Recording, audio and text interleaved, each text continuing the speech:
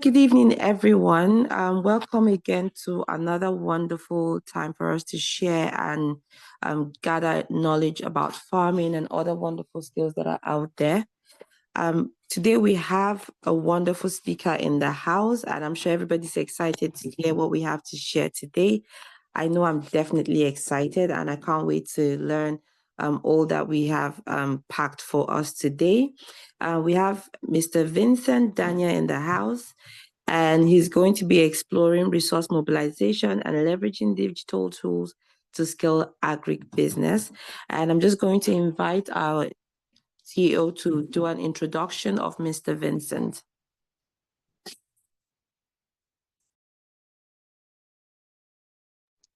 Okay, good evening, everyone. Glad to be here. I can see a lot of us are coming in.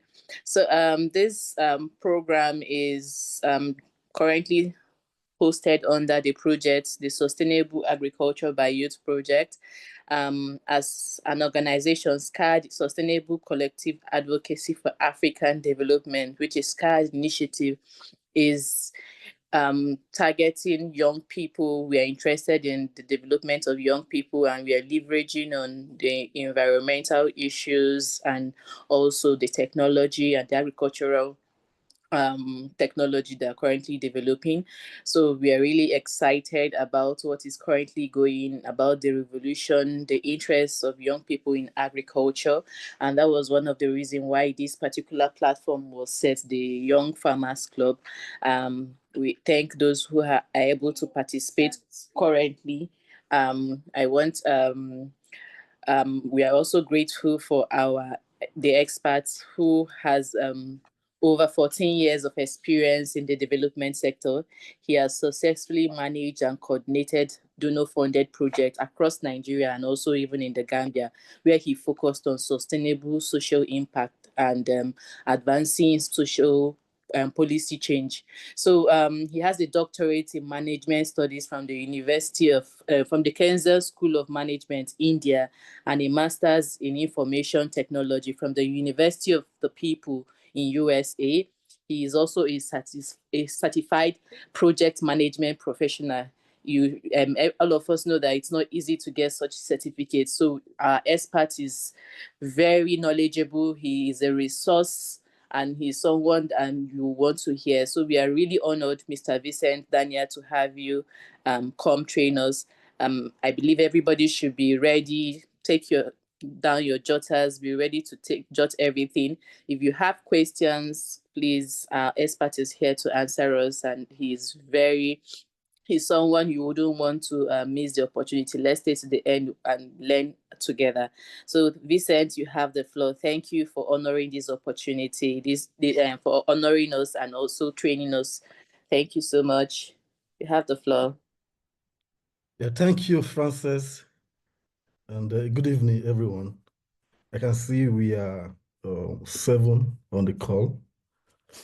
That is 5, aside from if you remove me and Frances. And Debbie, that is 4. So, okay, so it's going to be a conversation. I'm not going to be lecturing. I want to facilitate the conversation. And let me start by giving you a summary of the focus of this presentation. The first thing is, the first focus, or the first thing that you should get from this session is that resource is not just money. I'm sure you must have heard that, but I'd like to re-emphasize that the resource is not just money. But the second thing is that you should be on TikTok. Start creating content on TikTok.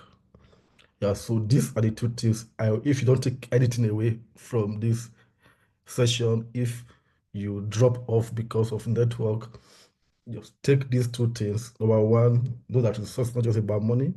And number 2, start creating content on TikTok. Talk about your business, share knowledge, and promote your business. It's a powerful platform. Yeah, so that said, the objective of this session is to empower agri-entrepreneurs, the Young Farmers Network, with strategies for mobilizing resources and using digital tools to grow their businesses.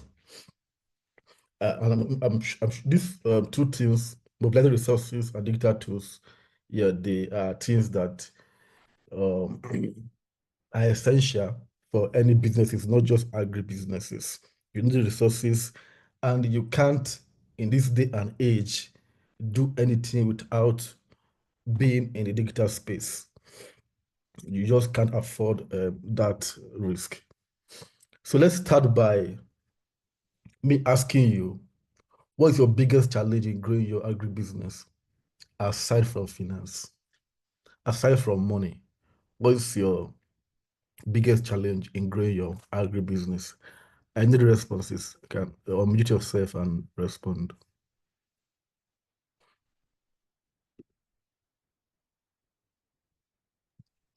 Yeah, I think information, knowledge. Okay, that's a Where good to one. get the right equipment and the right seedlings. Yeah, information, knowledge. Yeah, that's a good one. What Um, other challenge?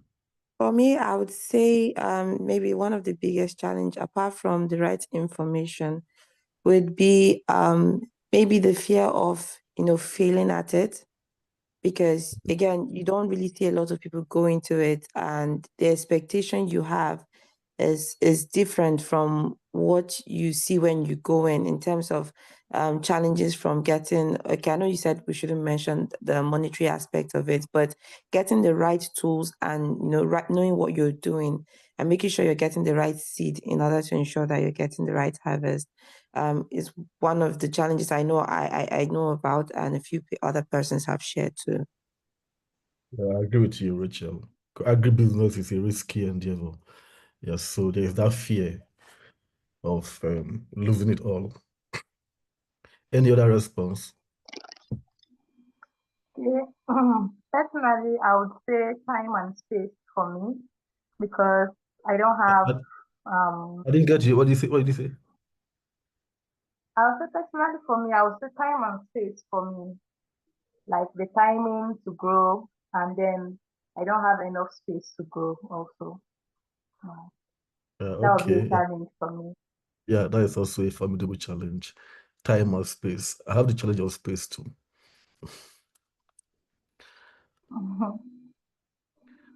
All right. Any other response? I want everybody to respond.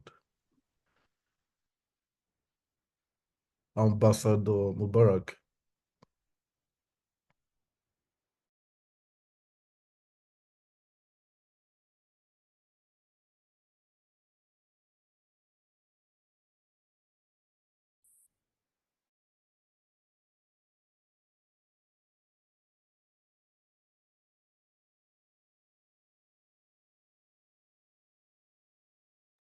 Probably he's in a place he can't talk.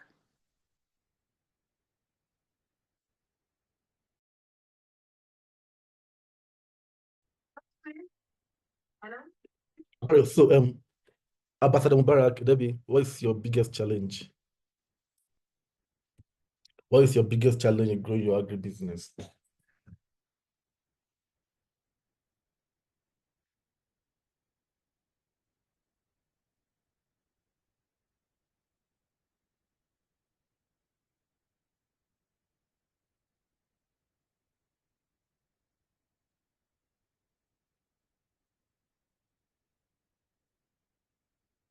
Okay. Yeah, so all the challenges are valid. The challenge of information and knowledge, the challenge of risk, the challenge of space and time. These are all valid challenges. So I'll start with a case study. A case study of how a cassava cooperative in Benue State scaled through resource mobilization and the strategies they used. If you have questions at any point, you can either drop in the comment or raise your hand so I can allow you to speak.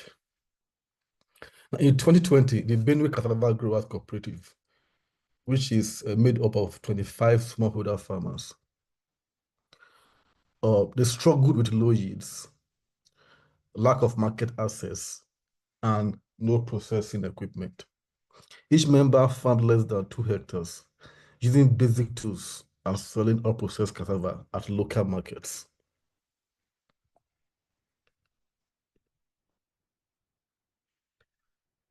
Now, how did they change their story?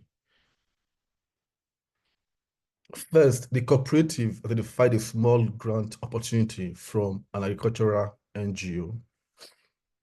Now, with the help of a local extension officer, they wrote a simple proposal highlighting their need for a cassava grater and a press machine. And they were lucky. The proposals came through and they won a grant of 3 million naira in funding, which covered the equipment and the basic storage. The human resources and skill development aspect, they partnered with a nearby agricultural institute to train members on post-harvest handling and value addition. One member became a trainer for the group, reducing future training costs.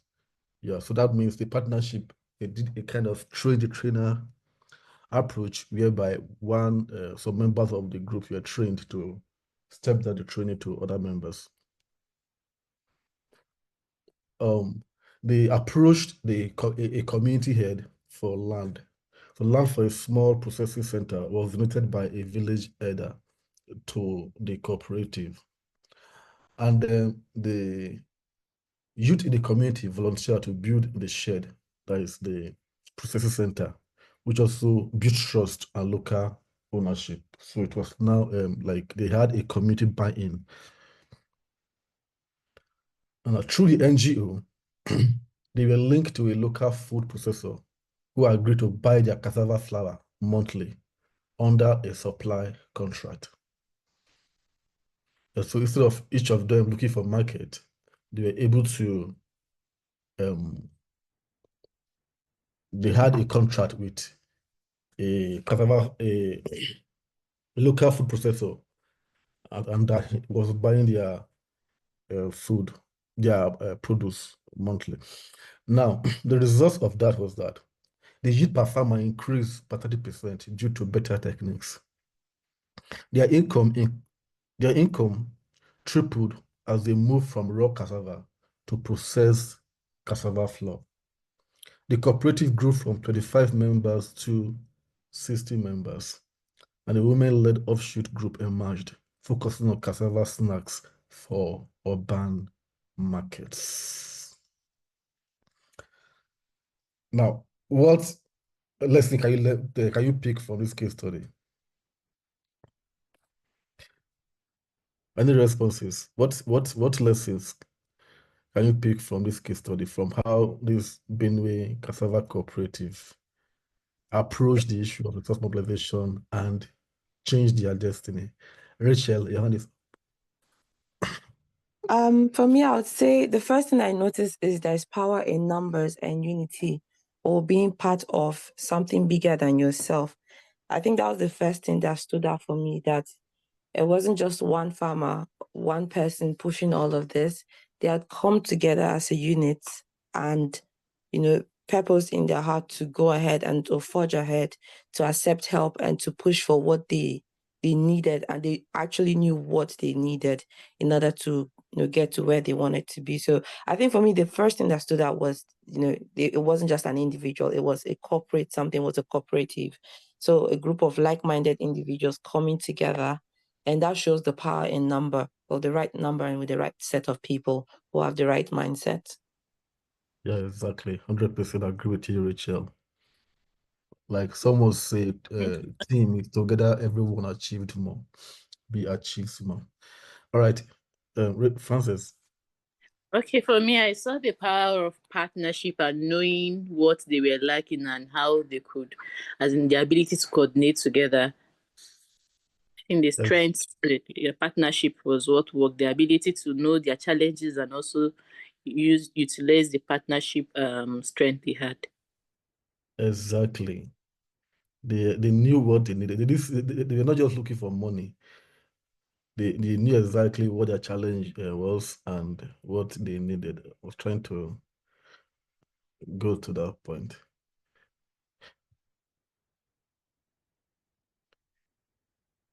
Yeah, that is also very key. Okay, any other response?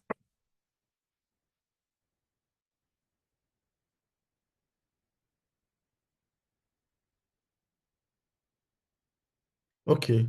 Now, the lesson I wanted to bring out from this is this. Resource mobilization isn't always about big money. It's about knowing what you need, building partnerships, and unlocking what is already around you. So resource mobilization isn't always about big money, about somebody, government giving you a big grant or you getting one huge money to um, go to mechanized farming and all of that. It's about knowing what you need, building partnerships, and unlocking what is already around you. So let's see a second case study. Now this is about this is on poultry farming, and it's on how someone scaled her poultry farming business through crowdfunding and WhatsApp marketing. Now, Blessing, a young poultry farmer in Kaduna State, started with just 50 broilers in her backyard. She wanted to scale but couldn't access bank loans due to lack of collateral. Now, how did she go about it? Now, she created a mini business plan and sent it to her church group and alumni WhatsApp platforms. She raised 500,000 naira in 3 weeks from 12 people, offering them 10% return after 6 months. She created a WhatsApp business profile with product catalogs, delivery times, and bulk order options. And she shared weekly updates with photos of chicken growth, which increased buyer confidence. Her younger brother helped manage feeding and marketing while she focused on customer relations and training. The result, she scaled to 500 beds in 6 months. She earned enough to repay her supporters with profit. Now, she supplies 3 restaurants in Abuja weekly and trains 10 other youth on poultry business. So again, what can we learn from this case study of how Blessing scaled her poultry business? This should be more familiar to many of us. All right, any responses? I think for me, her ability to utilize digital tools. I didn't know that on WhatsApp you can create schedule.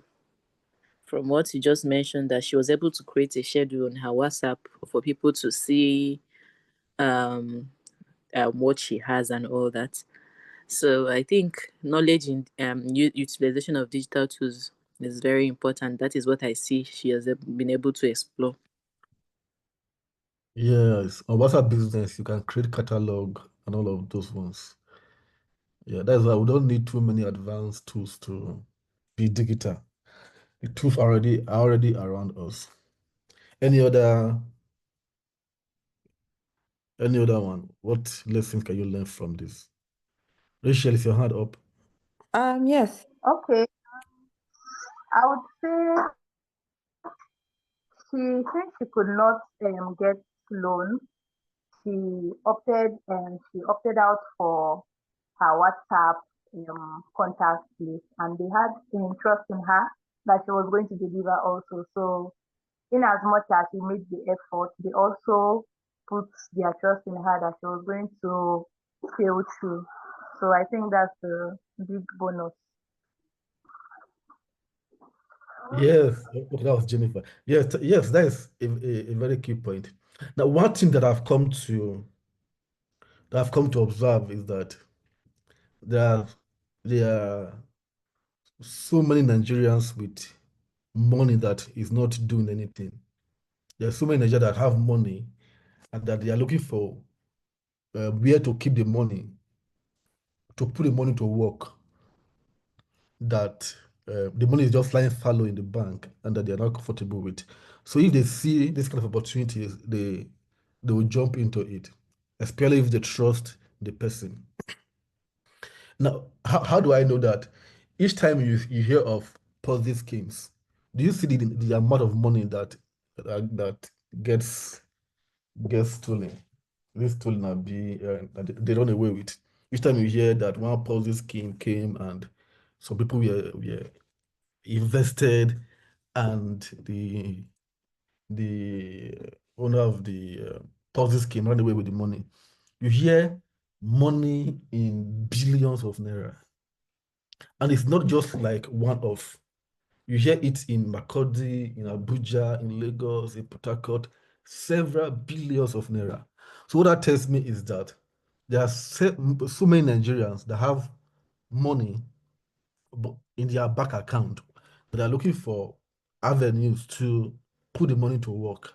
But they need somebody that they can trust and some form of guarantee that there will be some returns on investment. Okay, Rachel. Yeah, I think for me, what stood out is I don't think she just reached out to them and asked for funds and they were willing to give her. Um, I don't know a lot of Nigerians that are very giving, even though they have the money. Apart from the trust, I believe she showed them something that elicited that trust. You mentioned that she had a business plan, and I'm sure that the way the business plan was put together also showed that she's resourceful, showed that she was serious about the business, showed that she was willing and she was able to scale up the business from her business plan. Because if you think of it, 12 persons coming together to put together 500,000 means that each of them went out of their way to at least put forth over, the minimum wage that, we currently earn in Nigeria. So for me, I would say she showed preparedness, she showed seriousness. She also showed that she was able to handle the funds that were being handed to her. She also showed she was transparent by putting them on, on a platform that allowed her to share updates as to how the birds are doing and all of that. So I believe it elicited that trust even more and allowed her to scale further in within 6 months. So I think that's what stood out for me from that case. Okay, thank you for that, Rachel. Any other contribution? What stood out for you from the case study of Blessing?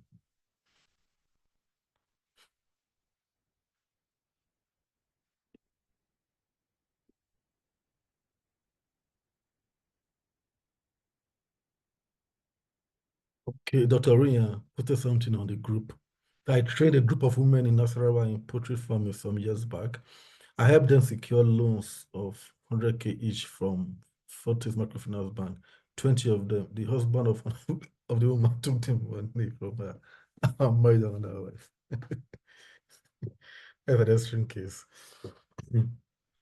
But what I've seen in agribusiness is when you are crowdfunding, don't make it perpetual. If you crowdfund and you're able to stabilize your business, stop the crowdfunding. Because we all saw how the several agri platforms sprung up a few years back. Digital, they call it a digital farming. Where you pay for a space, you pay for a plot of land, and they farm for you, and then give you interest. And one by one, all of them packed up because the Agric is a risky business, and you can't always plan the profit ahead. There are so many things that are at stake. Yeah, so once you are able to crowdfund and stabilize a bit, don't make it a habit that you see it as an investment opportunity for people to be putting money and be promising them returns. It never ends well. Okay, so those are my two case studies. And I'm sure with these case studies, you have seen how you can apply resource strategy and how you can use digital platforms. WhatsApp is on every smartphone, so you don't need to pay anything for any of this.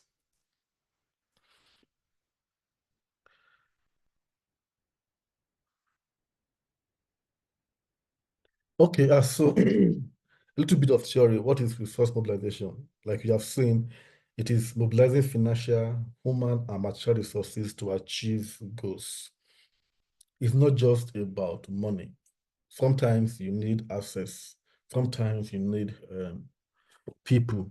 Sometimes you need material resources. And like Francis mentioned, sometimes you need information and access to where to get seedlings and all of that. Yeah. So resource mobilization has to do with financial, human, and material resources to achieve your goals. And it could be in forms of grants, loans, investments, crowdfunding, skilled labor, mentors, volunteers, in kind in forms of equipment, land, training, and networks. So from the two case studies, we saw partnerships. They partnered with a local NGO who helped them in fundraising and proposal writing. They partnered with an Agric extension expert. They leverage their social capital and networks by getting land through the EDA in the village, and also by working with the youths of the community to make them part of the initiative. Yeah, so you saw there was community-based contributions and participating in accelerator program. So we saw all of these 5 strategies in the first case, in the case studies that I shared. So these are all strategies for mobilizing resources.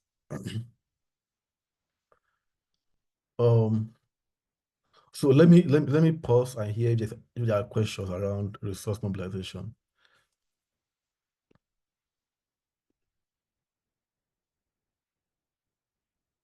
Are there any question around resource mobilization?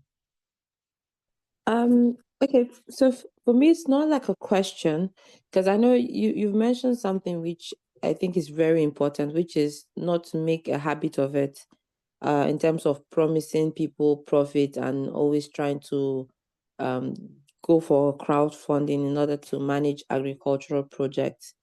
But would you say that it's always best to be a part of, will you suggest or will you advise that it's best to be a part of an association, maybe like a cooperative or an NGO, and then go through that body or through that agency in order to gather more resources or information, depending on what the need of your, or depending on what your need is at that current time?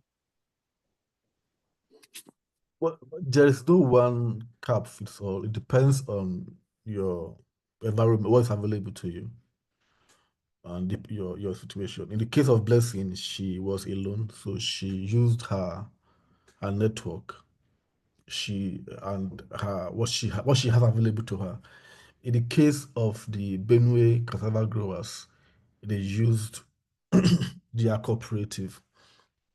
So it depends on what is available to you. Francis, you want to say something? So I see that under the strategies, you didn't mention loan. I wanted to know, is it a way of dissuading people from not going towards that route because you don't think it's right? Yeah, thank you, Francis, for that sharp observation. Well, I have seen too many people burnt through because of loan, especially in agriculture. I've seen too many people burnt, too many. But one of my best friends, he started this digital farming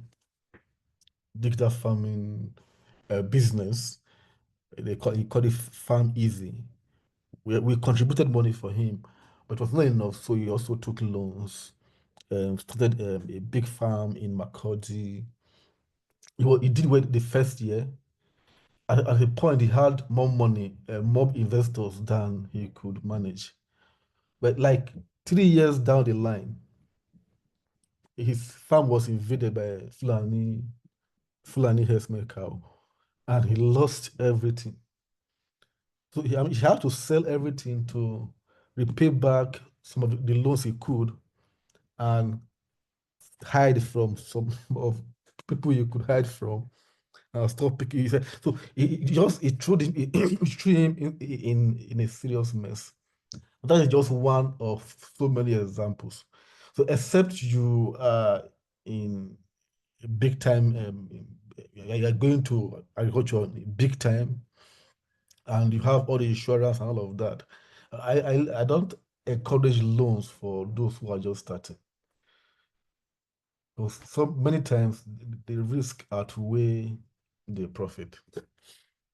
A sure way is crowdfunding. Look for people who have, if you have friends, people around you who are normal earners and that they have far low money in their account and that they can spare some, but don't, it should not be like borrow for free. Like a colleague once asked me to borrow him money to buy land, and I was like, I don't understand. And he saw a very good land, and he came to me that I should lend him money to buy land. So me, I don't know. Me, I You don't don't know know how to buy land. You don't need land. I understand. Don't ask for free because everybody wants to make money. There was a time I saw a good land in a part of Abuja, and my money was not enough. What I did was that I called my brother-in-law that there is a land and the papers are okay and the land is good, but I don't have money, so let's buy together and share it 50-50. We share the land into two. And the idea made so much sense to him, and he sent his part of the money and we bought.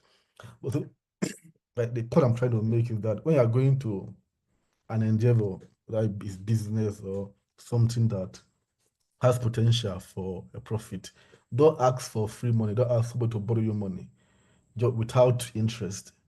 It doesn't work that way. No matter how little the interest you promise, but there should be something that the person is getting back for giving their money to you. Yeah, so Fazi, did I answer your question? Francis, did I answer your question? Yes, you did. Okay, yeah. I'm not saying it's, but like I've seen too many people born that I won't advise it, but it's not like you shouldn't, but I won't advise encourage it. Okay, Jennifer said, so I think loans come with one type of bad spirit when it's time to pay back. Yeah, you see, it's not just my experience, right? I'm sure many of you can relate. Great is asking this, does Nigeria have insurance opportunities for farmers? Okay, so they didn't insure the farm. Okay, okay. Oriya said they insure the farm that was risky. But you know how things in Nigeria work. Even if you have insurance, by the time you want to claim now, they will say they did not cover, you did not, you see, you did not fence the farm, or you quarreled with the Fulani herdsmen. They will try to find something, an excuse to make sure that you don't get the full benefits.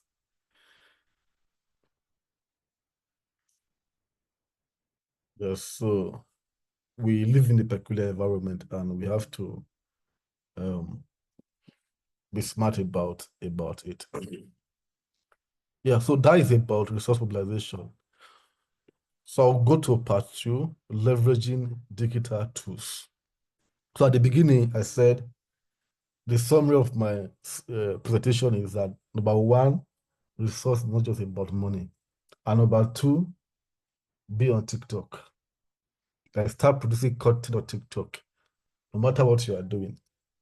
And when you go on TikTok, what should you be doing? Number one, sell your products. Talk about your farm, your talk about it. And number two, share knowledge. Share knowledge from like experiential knowledge. If it's snail you are farming, share knowledge of snail, the species of snail. What it does is that it places you as an authority in that field. So yesterday I bought fish. I'm in Abuja. But guess and there are of course thousands of fish farmers around Abuja and Nasarawa and around. But guess where I bought the fish from? I ordered the fish from Oka in Anambra State. So why? Because I see the guy on TikTok, the way he talks about fish is like his own fish has some special kind of sweetness that is not available around here. So I ordered, I paid for the fish, paid for the weigh bill, what I could get around easily. But because somebody is on TikTok, the way he markets the fish, the way he shares knowledge on the different species of fish, the kind of species he is processing. So I believed him and I have to patronize him. And I'm not alone. By the time he was showing the people that are patronizing him, I was wowed by the kind of patronage he was getting. Just his fish may not be different from the fish other people are selling. And so it might even be more expensive. But because he's talking about it and he's sharing knowledge on fishes, people tend to believe him more. Do you understand? Yeah, so if you don't get anything from this dictator or something, get your phone, open a TikTok page for yourself or for your business, start talking about your business, start talking about what you are doing, start talking about sharing knowledge of what you are doing, and you'll be surprised at the results you will get. Okay, Rachel said TikTok stuff is my weakness. Oh, I thought they dance only on TikTok. so, that is the. So I think that is the wisdom of TikTok. So people don't go there for serious things. People go there for fun, and then everything that comes, they kind of just take it in. I don't know if you understand. I think it's a wisdom in TikTok not to put up a serious face. Yeah, I think their mission is to spread happiness. Yeah, so in that moment, in the happiness they are sharing, in the joyful outlook they have, serious businesses are going on. I mean, massive businesses are going on. So this month, or this month, from last month, I made a challenge that I'll be talking every day on TikTok for 30 days. Today should be my 29th day. So for every day for the past 29 days, I'll be posting videos, like videos every day, at least once a day. And the results have been amazing. Like I've gotten like 4 or 5 speaking engagements now. Last week I made over 100K. Like somebody else said I should help him. They saw me that okay, I talk about project management. Okay, so she wants to write an exam. I should put her through on how to write the exams. And I got over 100K just within 2 days. I got a speaking engagement to come and train 8 people, just deliver a speech from 9 to 12 for 150K. So like I was surprised. So you mean all this while I have all this certification and nobody ever gave me this opportunity, but because I'm talking about them on TikTok and I'm getting all of these opportunities, so it opens up so much door if you are able to talk about what you do on TikTok and Share knowledge. Yeah, so that is the second thing that you should get from these digital tools. Be on TikTok, show your farm, show how your beds are growing, show how your crops are growing. Talk about the species, talk about the land, talk about the weather, talk about, like, be an authority. If somebody is thinking of doing something in your space, or you should come to mind. Yeah, so I already mentioned about the person that patronized in Oka.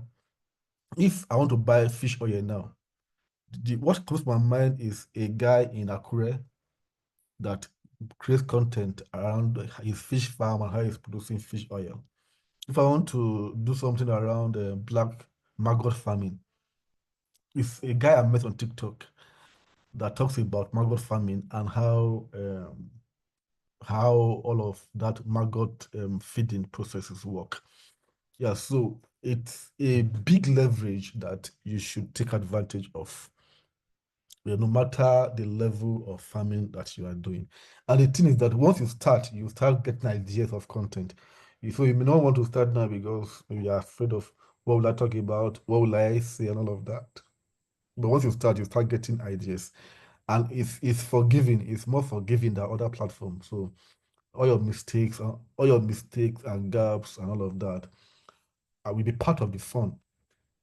It won't be like Facebook that all your village people are that are ready to see you make mistakes and fail. All right, so now why do that tools matter in Agric? Increase productivity, market access, transparency, and data-driven decisions. So yeah, TikTok, of course, is a social media platform, but there are other digital tools that can help you. There is an app called Price Pally. Price Pally, they sell fresh agri products. All the gari I buy from last year, I buy from Price Pally. Like every time I want to buy gari, fruits, some kind of fruits, is on Price Pally. Yeah, because of the way they present it. Yeah, so you can partner with the owners of this kind of platforms to sell your produce.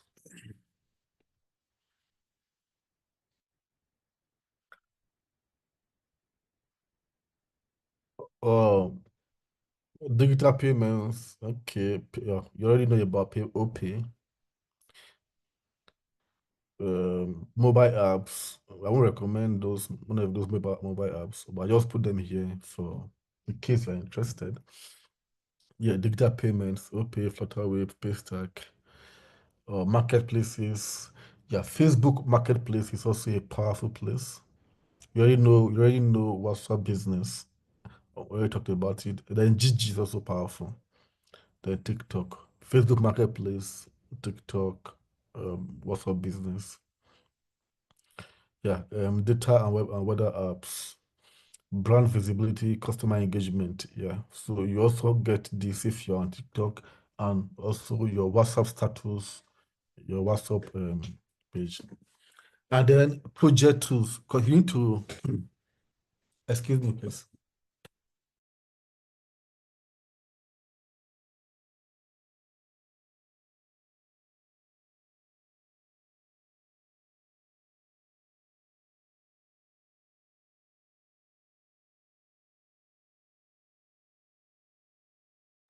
Okay, I'm back. Yeah, project tools, Trello, Google Sheets. So you have to keep records. One way to build credibility is to have records of what you are doing, and that's how you can even measure progress. So Google Sheets is a good way to keep track, to document, to do bookkeeping or something for your farm, and it's free. Now, practical steps to leverage your tools. Create WhatsApp business profile for your farm, and it's free to do.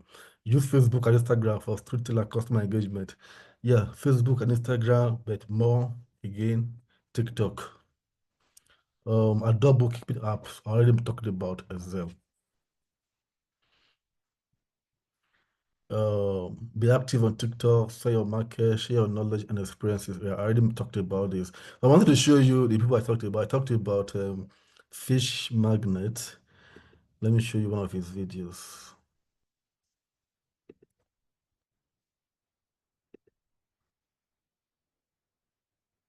Can you see my screen?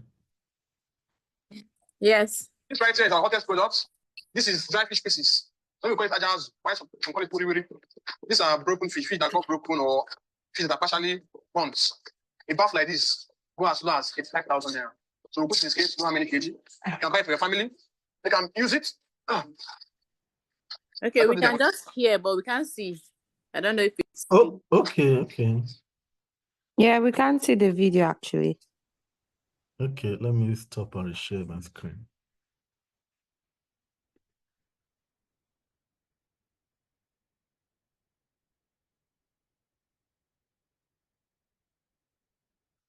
Francis, how many more time do you have? We are supposed to stop by 6. You can imagine it was so interesting that By we were 7, not even right? looking at time. Yeah, by 7 actually. Okay. By 7, I mean. I think I can share this. I can share the slide for you to see the.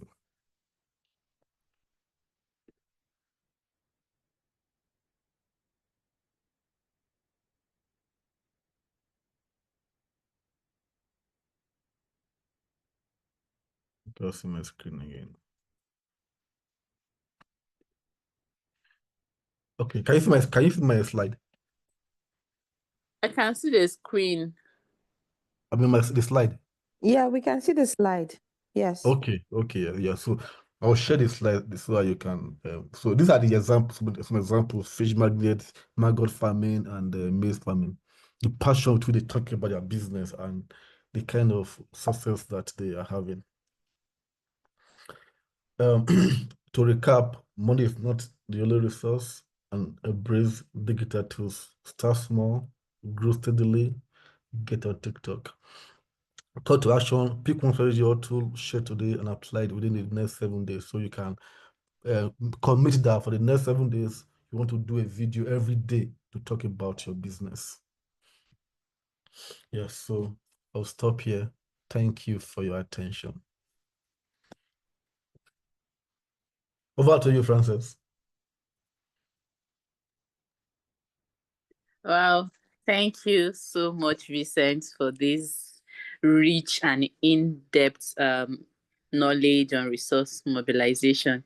It was so interesting that we didn't even know when 1 hour, when it got to an hour, and we even started quite on time. Thank you so much. I don't know if there are questions. We still have some few time for Vincent to answer. Are there questions, comments, contribution? I think for me, it's just it's going to be like more of a comment. I don't really have question now. I just wish we had more time because I felt we were getting into the more interesting part of the whole session. But I honestly didn't even know when an hour went by or the last few minutes went by. I was really so engrossed in the information and the knowledge that we've gotten from the session. And to be honest, I don't think that, this platform is one of the places where I would hear, go and download TikTok from. And everybody has told me to download TikTok. Honestly, everybody like, I'll do it. And I'm like, it's just not my cup of tea. But Mr. Vincent has convinced me beyond every confusion. um, Most likely I'll be opening a page there, but I just want to say thank you again for the time you've taken out this evening, sir, to really share all these rich resources with us. Because for me, I used to think the idea of getting, resources is all about the money and grants, and you just expect it to be very complicated and very complex. But again, using the case study that you shared, it's now, you've made it look very doable and very accessible. It's just one has to change their mentality and their mindset when it comes to these things. And I just want to say thank you so much for that, and thank you for your time. You're welcome, Rachel. Any other contribution? Okay, mine is more like a contribution, or I'll say a comment rather. Funny thing is that yesterday I was jotting down something I saw online, and then I thought to myself that okay, why not do a 30 days of my voice challenge? Not probably on TikTok, but it's more like a training for myself. And then he spoke about this 30 days challenge we did on TikTok, and I was like, oh wow, I think we are all moving in, we are all aligning, we all have the same mindset and all. I would say thank you so much for this session. It was impactful and I loved it. I hope for more impactful sessions like this again. Hello, Debbie. We didn't hear from you. Any contribution? Charles, you're just joining us. I don't know if you have anything to add. You just joined us, I believe, because we're rounding up already. Debbie, do you have anything? Okay. We can't hear you, Debbie.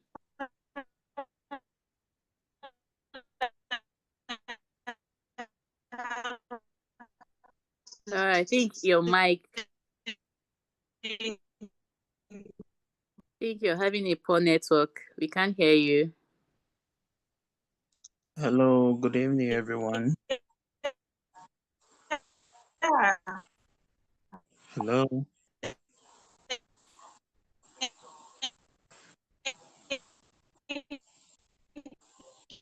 Okay, we can't hear you, Debbie. I think the network is poor at your end. Okay, I think I heard thank you. Thank you to